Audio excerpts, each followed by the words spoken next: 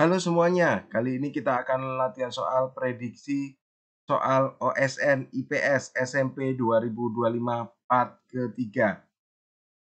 Berjumlah 10 soal tanpa jeda, tanpa putus. Tapi kalau kalian ingin PDF-nya, ingin PPT-nya, silakan bergabung di member Guru Denny.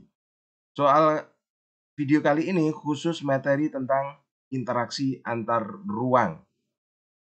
Jadi untuk video kedepannya akan Guru Denny bagi per materi seperti ini ya. Oke, selamat menyaksikan. Negara dengan jumlah penduduk terbanyak di dunia memiliki tantangan besar dalam bidang A. Pertahanan wilayah, pengelolaan sumber daya manusia, penyebaran budaya lokal, dan kemerdekaan ekonomi. Sebenarnya ini semua adalah masalah dari penduduk banyak ya. Suatu negara dengan penduduk banyak itu potensi masalahnya adalah semua ini. Tetapi yang paling utama adalah ya tentu saja adalah B. Pengelolaan sumber daya manusia. Bagaimana SDM suatu negara itu bisa meningkat, bisa tinggi, dan bisa diberdayagunakan. Oke, lanjut nomor 2. Perhatikan pernyataan berikut. Sekali lagi kalau ada soal seperti ini, langsung baca ini dulu. Faktor yang menunjukkan pluralitas masyarakat dunia ditunjukkan oleh pluralitas itu plural, itu banyak, bermacam-macam, ragam. Pluralitas itu keragaman. Kita lihat satu persatu. Keragaman budaya apakah ya? Oke, iya. Berarti yang ada satunya A dan B saja. Ini kita abaikan. Tuh, lebih mudah kan?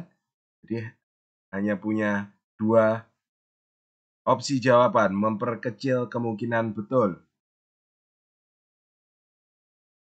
Kita langsung nomor 5, keanekaragaman etnis. Betul? Iya, betul. Berarti yang ada 5-nya tinggal A saja. Ini jelas ya. Kemajuan teknologi itu tidak plural, hanya sedikit negara yang kemajuan teknologi. Kesamaan pekerjaan jelas tidak sama ya. Oke, jadi jawabannya yang betul A, 1, 2, dan 5. Oke, gitu cara mengerjakan soal yang bertipe seperti ini. Selanjutnya, perhatikan pernyataan berikut. Ada dua pernyataan, hubungkan kedua pernyataan tersebut.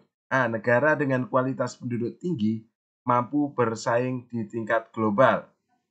Betul atau salah? Kita simpan dulu. Pendidikan dan kesehatan yang baik menjadi penunjang kualitas penduduk. Oke, negara dengan kualitas penduduk tinggi ya, kualitas SDM tinggi, pendidikannya tinggi, dia sehat, dia itu mampu bersaing tingkat global. Betul, berarti pernyataan A benar. 1, 2, 3. Wah, ada 3 kemungkinan benar. D kita kesampingkan. Pendidikan dan kesehatan yang baik menjadi penunjang kualitas penduduk. Ini benar juga ya. Berarti ada 2 kemungkinan, A atau B. Ada hubungan atau tidak? Jelas ada hubungan. Kualitas penduduk itu dilihat dari pendidikan dan kesehatannya. Jadi jawaban yang betul A.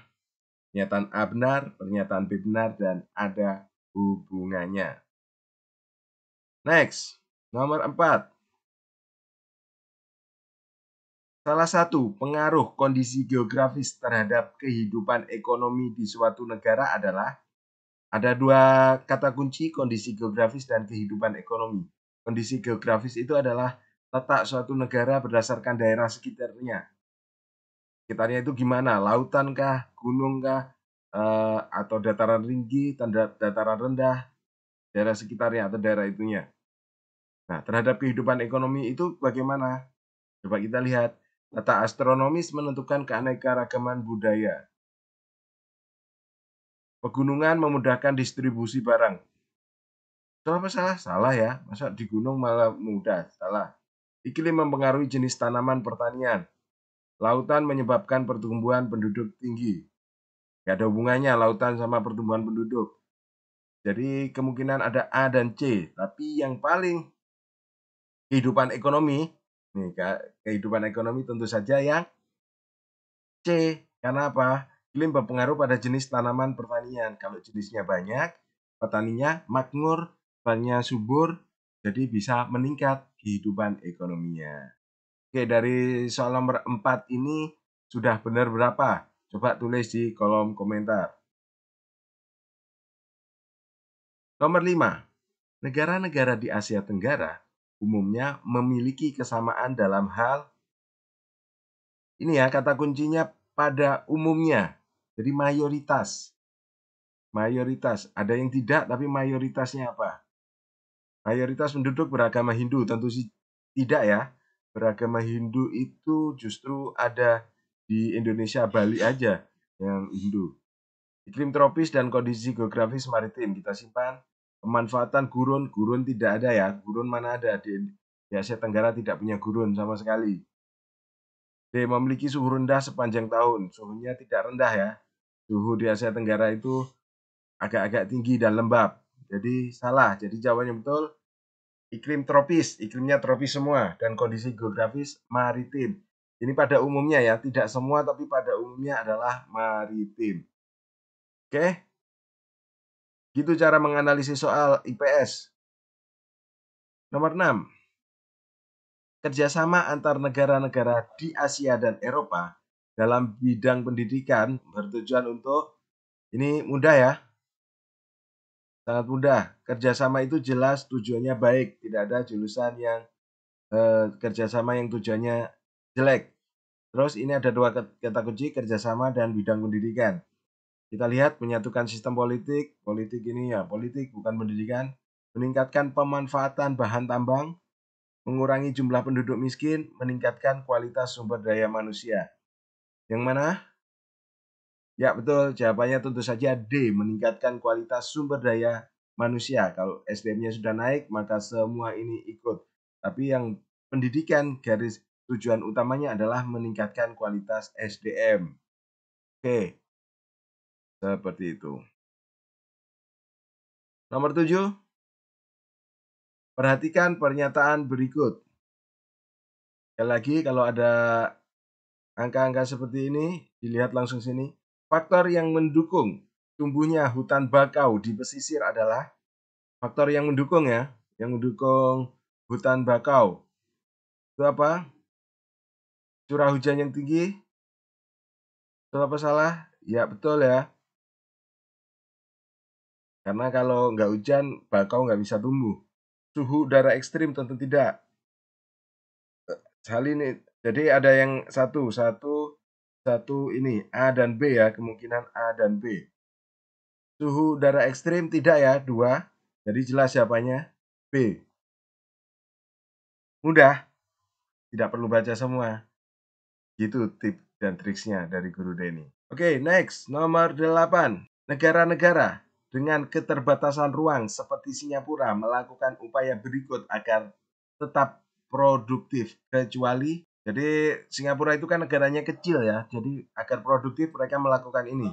A. Memaksimalkan teknologi, jelas ya. Meningkatkan urbanisasi, kecuali ya ini, menyewa lahan dari negara lain. Menyewa lahan itu bukan berarti dia semua disewa gitu ya, sebagian kecil untuk satu aktivitasnya dia. Meningkatkan kualitas pendidikan, jelas iya ya. Yang jelas bukan ini ya, urbanisasi. Karena tidak ada desa dan kota, ngapain malah disuruh pindah ke kota. Singapura itu wilayahnya kecil, jadi menghindari perpindahan penduduk. Sejarah persebaran bangsa Asia dapat diketahui dari A. Penyebaran tanaman tropis, jejak perdagangan rempah-rempah, C. Peningkatan jumlah penduduk, dan D. Kemajuan teknologi transportasi. Jawabannya jelas B ya, jejak perdagangan rempah-rempah. Jadi dari rempah-rempah inilah bangsa Asia menyebar atau persebaran bangsa Asia bisa dilihat. Oke, selanjutnya nomor 10. Berikut ini yang merupakan dampak dari dinamika penduduk dunia adalah A. Meningkatnya jumlah satwa langka. B. Berkurangnya kebutuhan pangan. C. Persaingan dalam dunia kerja meningkat. D. Stabilnya tingkat pendidikan global. Dampak dari dinamika penduduk dunia. Dampaknya meningkatnya jumlah satwa langka. Enggak mungkin ya. Karena justru menurun ya satwa langkanya. Karena banyak orang banyak banyak pemukiman, satwa langkanya justru menurun, berkurangnya kebutuhan pangan. Jadi tidak mungkin ya penduduk dunia meningkat, justru kebutuhan pangan meningkat. Jadi yang jelas jawabannya C. Oke, Guru Denny membuka member ya. Khusus member ini nanti akan dapat PDF dari soal ini. Ada Word-nya juga. Ada link PPT. Dan kemungkinan pekan depan akan ada video khusus untuk member. Membahas soal-soal yang sangat sulit. Dan belajar dengan mandiri sehingga kita bisa lolos ASN IPS 2025 minimal tingkat kabupaten. Terima kasih Guru Denny, undur diri. Assalamualaikum.